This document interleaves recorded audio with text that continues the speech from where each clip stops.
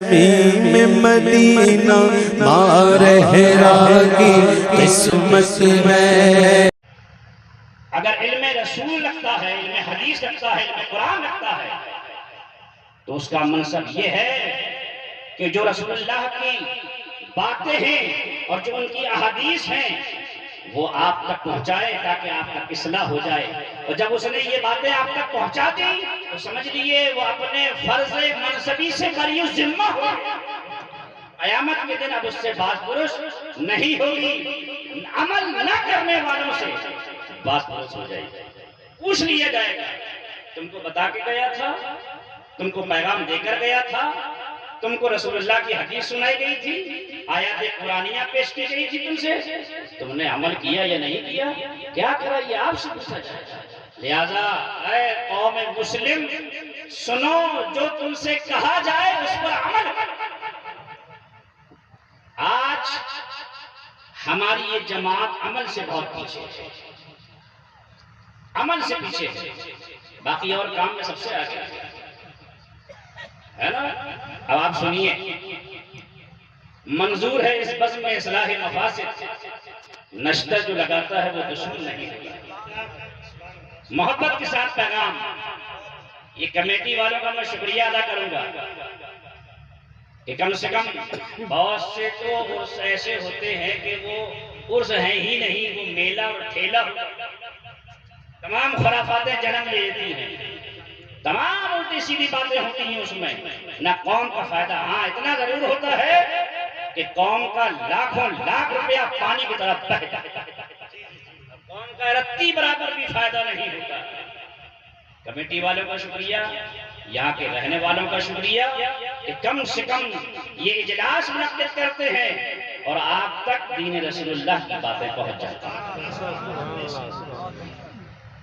اب سنیں آپ، میں تقریر کرنے نہیں آیا، تقریر تو آپ کو ہمارے پہلے آپ نے سنی، اب ان سے اچھی تو بول نہیں پائیں گے، اب ہمارے بعد آپ سنیں گے تقریریں بہترین سے بہترین، شاندار سے شاندار، ہے نا۔ یہ حضرات آپ تک پیغام ہوتا ہے، ہم تو تھوڑی دیر کے لیے بس آ گئے ہیں اور کچھ باتیں ہیں وہ آپ تک پہنچانا ہے۔ وہی برگ حنا پہ لکھتا ہوں درد دل کی بات، شاید یہ رفتہ رفتہ لگے دل اللہ کے ہاتھ، ہے نا، یہی والا قصہ ہے۔ آپ درود پاک پھر سنائیے، میں سناتا ہوں آپ کو۔ اللہم صلی علی سیدنا و نبینا مولانا محمد وعلی آل سیدنا و نبینا مولانا محمد مبارک وسلم۔ حدیث پاک سے شروع کرتا ہوں۔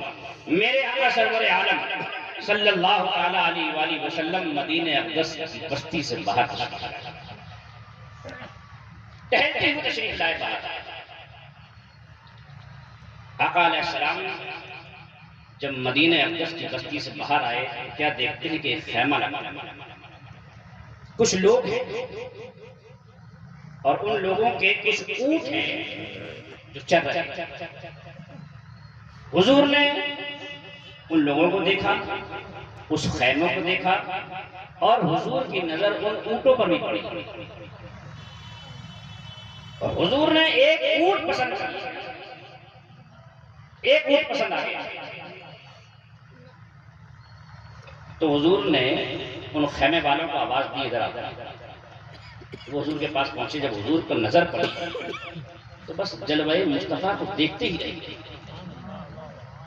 حضور کے حسن صحابہ کو دیکھتے رہے، گم ہو گئے۔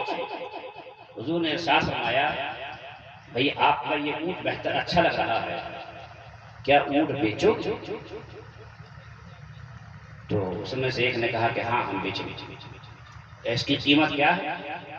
تو اس زمانے کے مطابق جو بھی قیمت تو حضور کو بتائی۔ حضور نے فرمایا ٹھیک ہے، ابھی ہم خرید و فروخت کی نیت سے تو آئے نہیں تھے جو ہم قیمت لے کر آئے ہوں، ہم تو یوں ہی ٹہلنے کے لیے آ گئے تھے اور تمہارا یہ اونٹ پسند آ گیا، اچھا لگ رہا ہے، لہذا میں تم سے خرید و فروخت کی بات کر لیا۔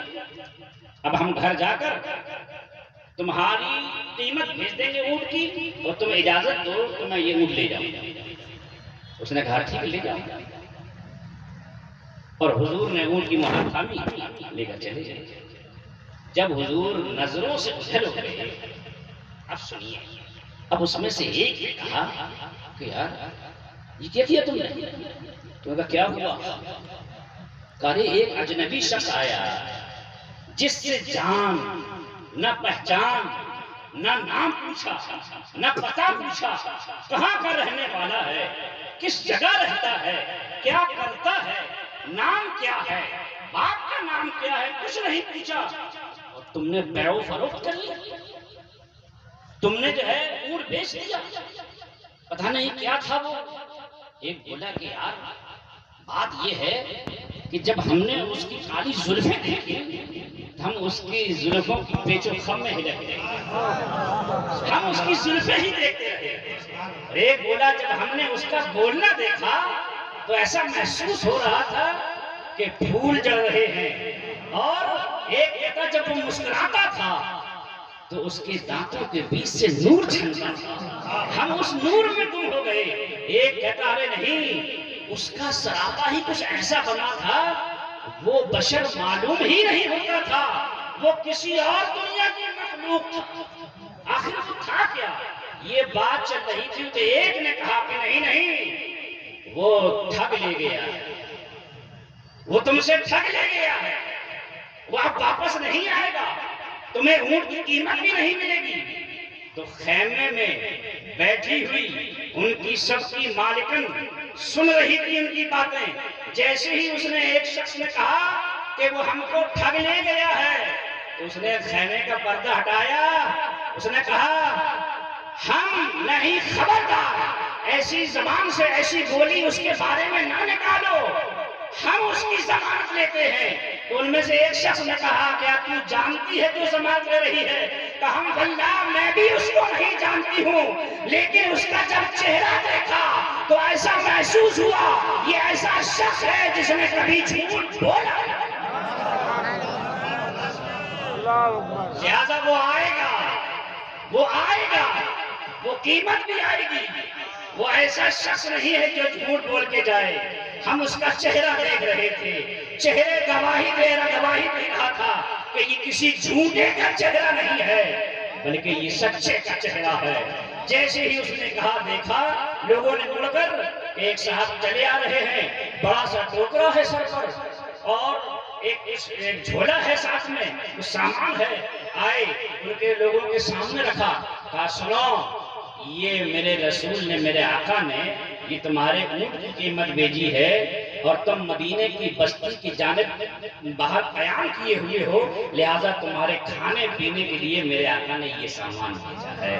جب یہ کہا اب وہ بولے ایک ذبح ہو کر یہ بتاؤ وہ رہتا کہاں، وہ رہتا کہاں ہے؟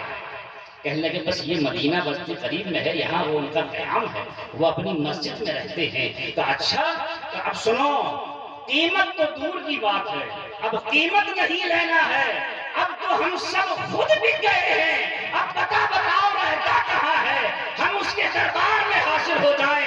روایت کہتی ہے کہ وہ سارے خیمے کے لوگ آقا علیہ السلام کی بارگاہ میں پہنچے، مسجد نبی شریف میں پہنچے، وہاں حاضر ہوئے، حضور کے چہرے پر نظر پڑی، پڑھ لیتے ہیں اشہد ان لا الہ الا اللہ و اشہد ان محمدا عبدہ و رسولہ۔ سبحان اللہ، سبحان اللہ، سارے کے سارے ایمان سبحان اللہ۔ کیا دیکھا؟ نماز دیکھی حضور کی؟ نہیں دیکھی۔ روزہ دیکھا حضور کا؟ نہیں دیکھا۔ حج کرنا دیکھا؟ نہیں دیکھا۔ چلنا دیکھا؟ ہاں چلنا دیکھا۔ چلنے میں کیا برکت دیکھی؟ معلوم ہوا، روایت کہتی جب حضور چلتے تھے تو معلوم ہو رہا ہے کہ نشے کی جانب جا رہے ہیں، یہ بھی اللہ پسند آ گئی۔ چہرہ دیکھا حضور کا، اور حضور کا جو چہرہ دیکھ لے اور ایمانی حالت میں دیکھ لے، قرآن کہتا ہے رضی اللہ عنہم ورضوا عنہ، قرآن کہتا ہے قل لو وعد اللہ الحسنى، اللہ نے ان سے جنت کا وعدہ کر لیا ہے۔ حضور کا چہرہ دیکھنے کے بعد آدمی صحابی کہلاتا ہے، صحابی کہلاتا ہے، صحابی کہلاتا ہے۔ سوچئے آپ کہ میرے سرکار کا چہرہ کیسا تھا، لوگ چہرہ دیکھتے تھے، ایمان لاتے تھے۔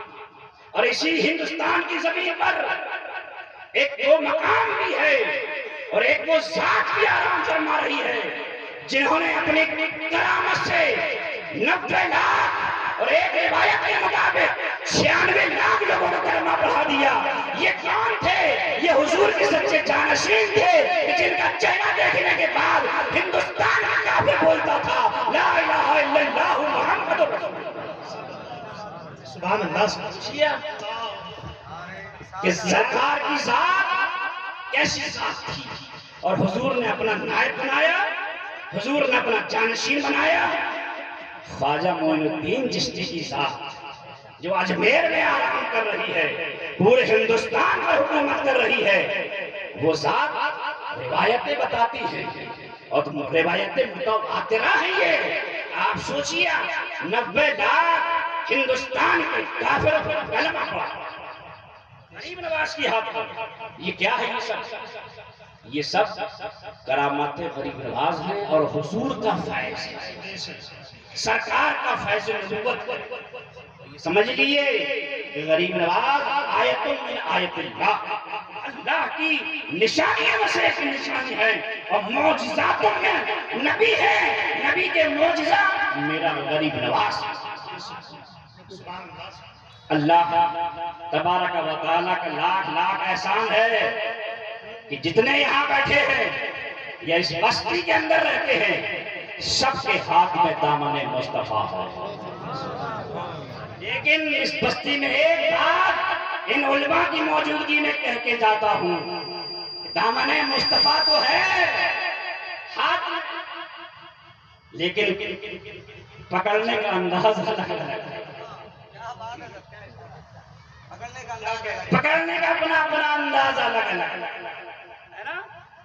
پکڑنے کا اپنا انداز الگ ہے. سمجھ جاؤ, ٹھیک ہے. لہذا الحمدللہ ہم وہ لوگ ہیں جنہوں نے اس طرح پکڑا ہے کہ آج اس جماعت کو جماعت اہل سنت کے نام سے یاد کیا ہے نا, اور مستحکم کیجئے اس کو, مضبوط کیجئے اس کو. دامن تو پکڑ لیا ہے لیکن عمل, طریقے, کارکردگیاں کیسی ہیں؟ ایسی ہیں کہ ہو سکتا ہے کہ کہیں سے شیطان بھی بھاگ جاتا ہے کہ ہمارا کام پورا ہو گیا, ہمیں کام کرنا نہیں, سارا کام انہیں کر لیں دو, ہمارا کام ہو چکا. اب آپ آ جائیے اصلاح کی, اور کچھ باتیں آپ کے گوش گزار کرتا ہوں. بابا کے عرص میں بابا کا فیضان سمجھنا, ٹھیک. چادر چڑھانے سے بابا خوش نہیں, چادر کے محتاج نہیں. پھول چڑھانے سے بابا خوش نہیں, پھول ڈالنے سے بابا خوش نہیں. نہ وہ محتاج ہیں اس کے, نہ تمہاری فاتحہ کے محتاج ہیں, نہ تمہارے درود کے محتاج ہیں, نہ تمہاری چادر کے محتاج ہیں, نہ تمہارے پھول کے محتاج ہیں. نہیں, بابا کو صرف یہ چاہیے کہ گلولی کا ہر آدمی رہنے والا صحیح طریقے سے مصطفیٰ کی شریعت پر گامزن.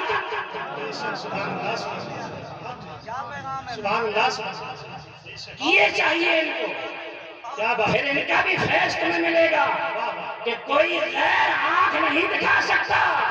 ان کے ہوتے ہوئے تم رسوا نہیں ہو سکتے, ان کے ہوتے ہوئے تمہیں کچھ ذلیل نہیں.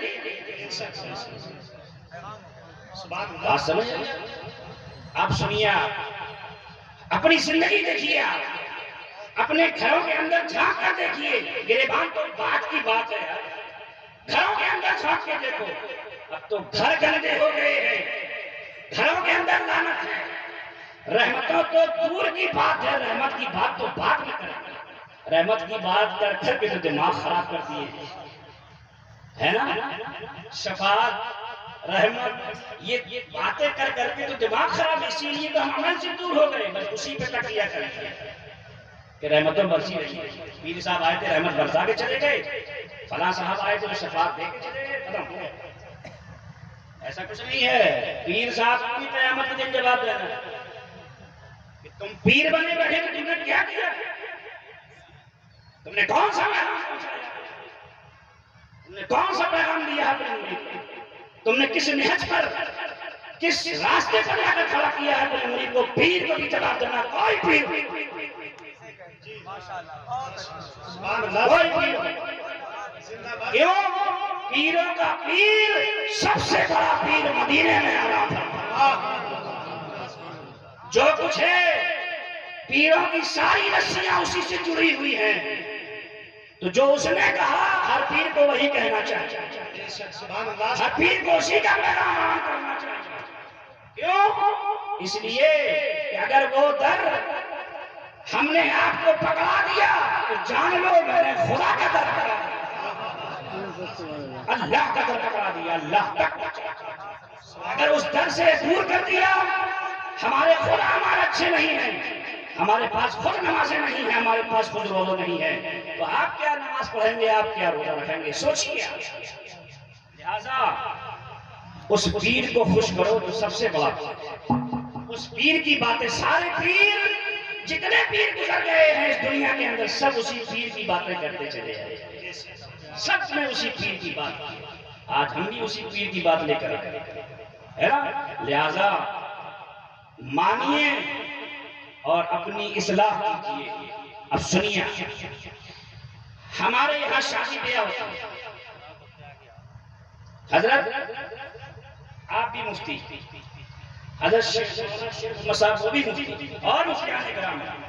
اگر میری بات غلط ہو تو فوراً مجھے ٹوک دیں. سنیے, شادی کے اندر اصل چیز کیا ہے؟ پورا گلولی اور جو علاقے سے لوگ آئے ہیں سب. میری ایک بات, نہ ہم ڈی جے پہ جا رہے ہیں, نہ باجے پہ جا رہے ہیں, نہ ناچ پہ جا رہے ہیں, نہ کسی رسم پہ جا رہے ہیں. ایک جواب دو, اصل کیا ہے؟ آپ کی شادیوں میں اصل کیا ہے؟ اس مدینے کے پیر نے کیا فرمایا؟ بولیے کیا اصل بتائیے. دو لوگوں کا ملاپ ہوتا ہے, دو اجنبی ایک ہو جاتے ہیں چند بولوں سے, تو اصل تو وہی ہے. چاہے لڑکے کا گھر ہو چاہے لڑکی کا گھر ہو, ٹھیک ہے. اصل دو بول ہے, اجازت اور قبول. ایجاب اور قبول دو چیزیں ہیں. جب یہ دونوں مل جاتی ہیں, آپس میں ایگری ہو جاتے ہیں, تو ایک خاندان, پھر وہ دھیرے دھیرے دھیرے دھیرے پڑھنے کی شکل خاندان اور پورے محلے کی شکل سے آتا ہے. یہی تو ہے نا. تو اصل کیا ہے؟ نکاح کیا ہے بھائی؟ سب بولو بھائی, چندہ مانگ رہے ہیں, کیا ہے اصل؟ سب بولو بھائی, شروع سے کیا تک کیا ہے؟ اصل نکاح ہے. اب نہ ڈی جے اصل ہے, نہ کھانا اصل ہے, نہ بارات اصل ہے, سمجھ رہے ہیں؟ نہ گیسٹ ہاؤس اصل ہے, نہ ٹینٹ ہاؤس اصل ہے, نہ کوئی رسم اصل ہے. اصل کیا ہے؟ نکاح کر لو. یہ کوئی شک نہیں, زندہ باد زندہ باد. کیا کہتے ہیں, نکاح کر لیجیے, پریشانی کیا ہے بتائیے؟ نہیں, ناک کٹ جائے گی خان صاحب کی, ناک چلی جائے گی اگر 200 براتی لے کے نہیں گئے. لڑکی معلوم ہوگا لڑکی کا گھر ٹوٹنے جا رہا ہے. ایسا ہوتا ہے 500 براتی, 200 براتی چلے جا رہے ہیں, 300 براتی چلے جا رہے ہیں. اب سوچیے کون سی حدیث میں آیا ہے 200 براتی بتائیے؟ حضرت علی میں کتنی براتی گئے تھے؟ حضرت فاطمہ کا نکاح کہاں ہوا تھا؟ مقام بتاؤ, کس جگہ ہوا تھا؟ اب بتائیے یہ قوم ابھی فاطمہ کے نام پر نعرے لگاتے ہیں, حسین کے نام پر پورے حال خالی. اگر مولانا کہے کھڑے ہو کھڑے رہتے, مقام نہیں معلوم کہ علی کا نکاح کہاں ہوا تھا. مسجد میں ہوا تھا. آقا نے ارشاد فرمایا اپنے نکاح کی محفل مسجد میں کیا. بس سیدھے سیدھے بات جو حضور نے فرمایا وہ کرو, ہمارا گیسٹ ہاؤس کا پیسہ بچے گا. ہمارا ٹینڈ کا بھی پیسہ بچے گا. بہت عمدہ، زندہ باد. ٹھیک ہے. اب کھانے کتنے ہوئے تھے حضرت علی کے اس میں؟ ہمارے یہاں کتنے ہوتے ہیں آپ سوچیے. گلوری کے لوگوں ذرا غور کرو، یہ ڈی جے اچھی بات نہیں ہے، بینڈ اچھی بات نہیں ہے، یہ ادھم مچانا اچھی بات نہیں ہے. آپ سوچئے اس باپ کے دل پر کیا گزرتی ہوگی جس کی چاک، جس کے پاس پیسہ نہیں اس پر کیا گزرتی ہوگی. ہم اپنی رقیب کیسے بیائیں، ہم اپنی رقیب کو کیسے بدا کریں، وہ کیا سوچتا ہوگا آپ سوچئے. اللہ نے آج آپ کو پیسہ دے دیا، آپ نے بینڈ کر لیا، آپ نے کھانے کر لیے 10، آپ نے برات بلا لی 500 کی، آپ نے اٹھا کے جہیز دے دیا. لیکن اس پڑوسی کا، اس غریب باپ کا کبھی آپ کو خیال آیا دل میں؟ آپ سوچئے ہے نا کہ اس کا کیا، وہ کیا کرے گا، وہ کہاں سے کرے گا. ہماری ان بد اعمالیوں کی وجہ سے اور برے کاموں کی وجہ سے آج غریب کی لڑکی نکلنا مشکل ہے. غریب کی لڑکی گھر سے نکلنا مشکل ہے. کیوں؟ سوچے بدل گئے نوجوانوں کہ ہمیں تو موٹر سائیکل ملے گی ہم اسی جگہ کریں گے، ہمیں 4 پیر والی ملے گی ہم نہیں کریں گے، اتنے براتی ہوں گے وہ کرے گا تو نہیں کریں گے. سوچے بدل گئی. کس نے بدل دی؟ ہماری اور آپ کی حرکتوں نے یہ سوچے بدل. لہذا اس کو ختم کرو، یہ اچھی بات نہیں ہے. اور اس وقت کا حال یہ ہے کہ اپنا پیسہ بچاؤ، اپنے پیسے کی خود حفاظت کرو، اپنے پیسے سے گناہ مول مت لو. ٹھیک ہے؟ کہاں لگاؤ پیسہ؟ گلوری کے لوگوں توجہ کرنا، اپنے بچوں کی تعلیم پر. سبحان اللہ. کمیٹی بھی موجود، گلوری کے لوگ بھی موجود، اطراف و اطناف کے لوگ موجود. ہم اس علاقے میں آتے ہیں، اسی کو معلوم ہمیں سب حالات. ہم تو اس کو گھر سمجھتے ہیں، گھر کے حالات گھر والا نہیں جانے گا تو کہاں پر بتائے گا، ہے نا. اب گلوری میں حال کیا ہے تعلیم کا، گراف کہاں گیا تعلیم کا، معیار کہاں گیا تعلیم کا. سوچیے تعلیم کہاں ہے. آپ کے بچوں میں کون سی تعلیم چل رہی ہے، بچوں کو آپ کیا پڑھا رہے ہیں. جو پڑھانا ہے طلب العلم فریضۃ علی کل مسلم و مسلمہ، وہ علم ہے ہی نہیں، ضروریات دین ہے ہی نہیں آپ کے پاس، پاک ناپاکی کا علم ہے ہی نہیں آپ کے پاس. اب آپ جب اپنے بچوں کو علم نہیں سکھائیں گے، قرآن نہیں سکھائیں گے، تو بتائیے بچہ نماز کیسے پڑھے گا.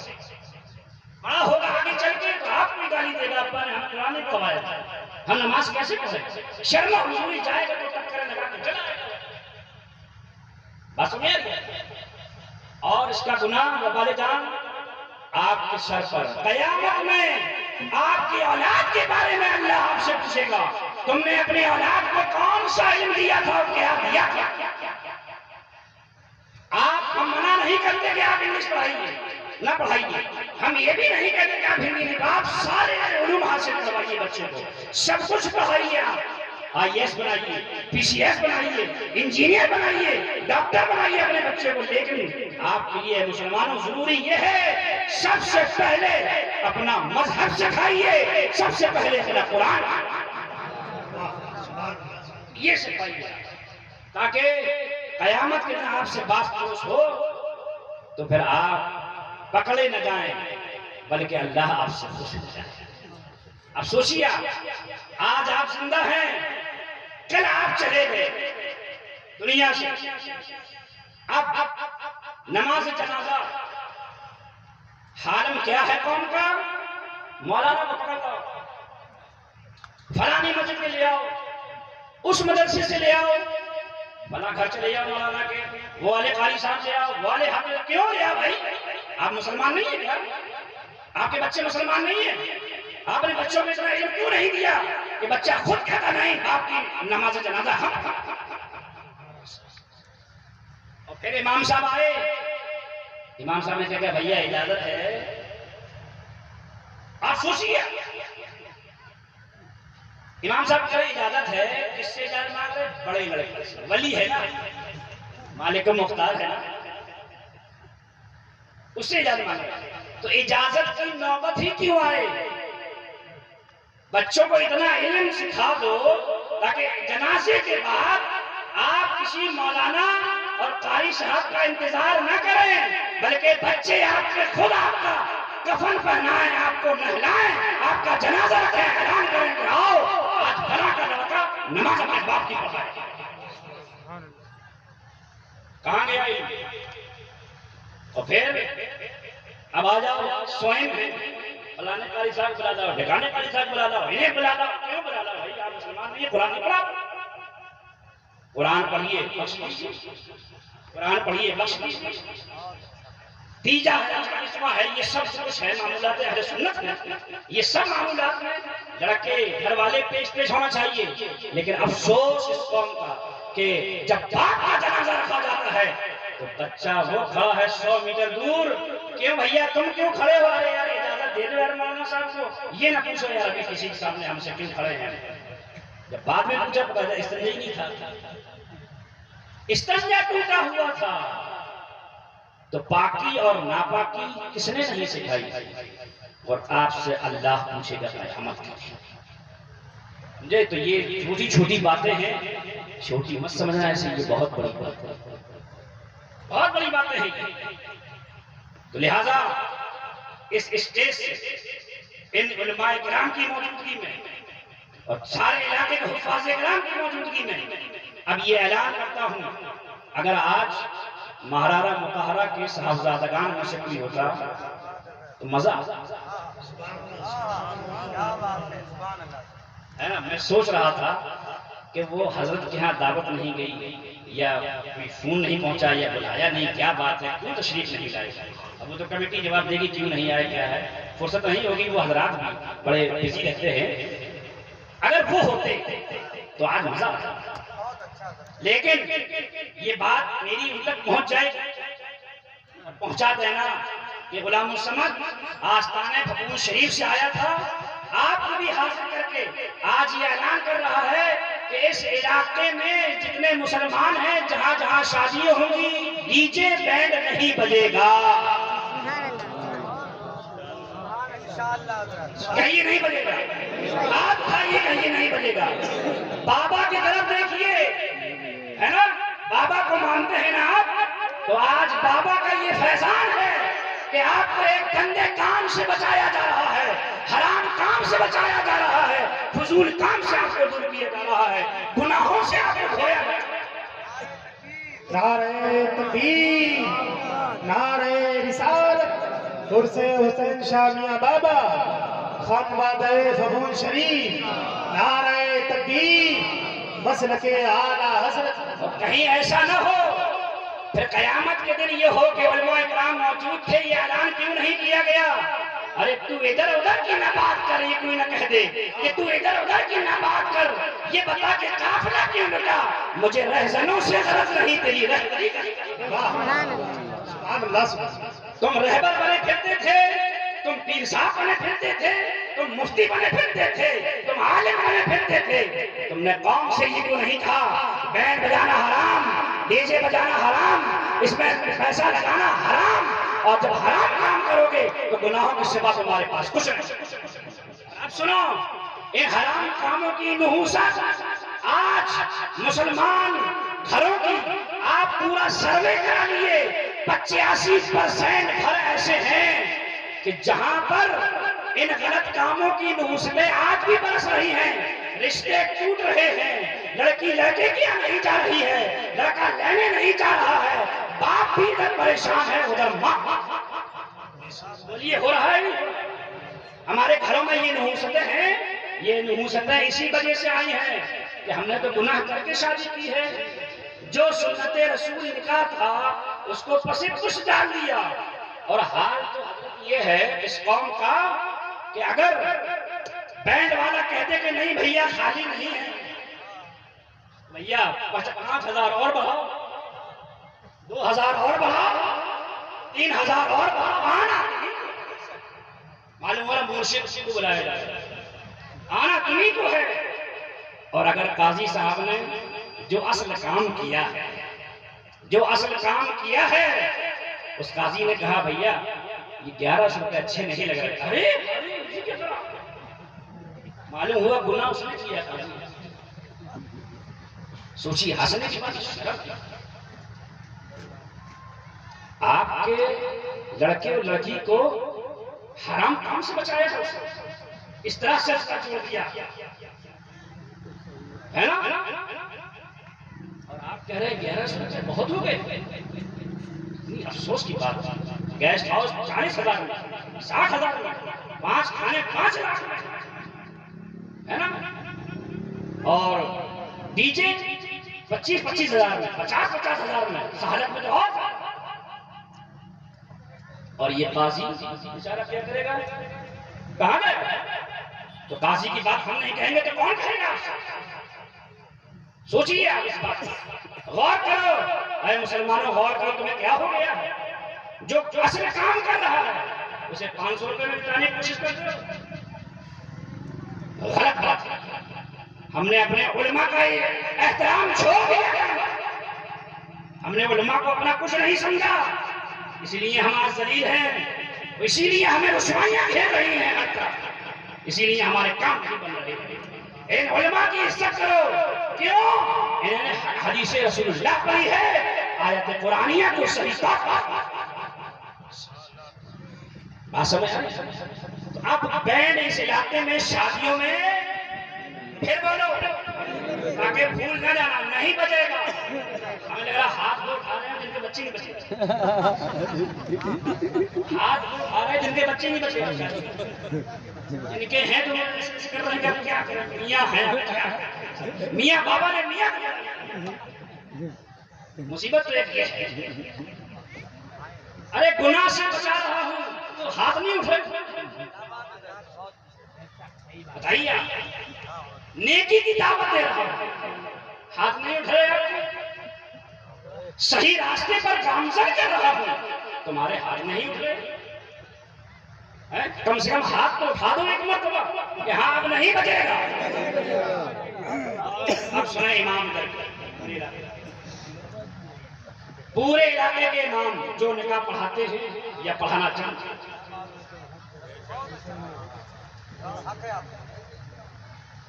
سنیے ان کا جو منصب سب کر کے چلے گئے، ان کا جو منصب وہ آئیں گے وہ کر کے چلے جائیں گے، ہمارا منصب یہی تھا، ہمارا کام ہی نہیں تھا۔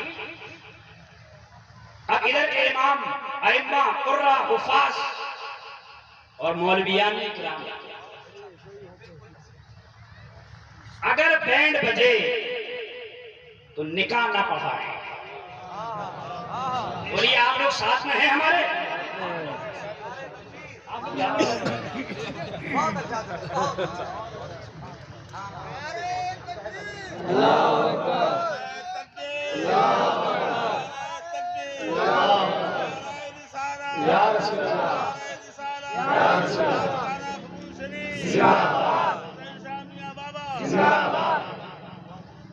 تو یہ علماء کرام ادھر کے اس علاقے پہ نکاح نہیں پڑھائیں گے، انہوں نے وعدہ کر لیا، وعدہ کہاں ہے؟ آپ نے کیا رسول کی محفل پہ میں بیٹھ کر، اور انہوں نے کیا ممبر رسول ہے نا، آپ محفل رسول میں ہیں تو یہ ممبر رسول، ٹھیک ہے؟ رسول اللہ کی نگاہ سے کوئی خالی نہیں ہے، الحمدللہ ہمارے نبی مدینے میں ہیں، لیکن اس محفل کو اپنی نگاہ نبوت سے ملاحظہ۔ اب سنیے، کوئی نکاح نہیں پڑھائے گا، نہ کوئی باہر کا مولوی آئے گا نکاح پڑھانے کے لیے، ٹھیک ہے؟ اب اگر مان لیا جیسے ہمارے یہاں اعلان ہوا تھا اسی بات کا، تو سختی ہو گئی صاحب، آیات بیٹھے ہیں دیوی گھر میں ہیں یہ، وہاں پر ہم نے خود اعلان کیا تھا، سختی کر دی حافظ صاحب، وہ کہیں پڑھیں۔ اب صاحب بیچارے کہیں دیہات میں رہتے ہیں، معلوم نہیں تھا کہ منع کیا گیا یہ کیا ہے، وہ اپنا بینڈ بینڈ کے ساتھ آ گئے، اور بارات کہاں آئی؟ اب صاحب جب بینڈ سے فارغ ہو گئے، دولہا بیٹھ گیا، نکاح پڑھایا جائے، اب قاضی صاحب انہیں نہ ملا، اب وہ پریشان ہو۔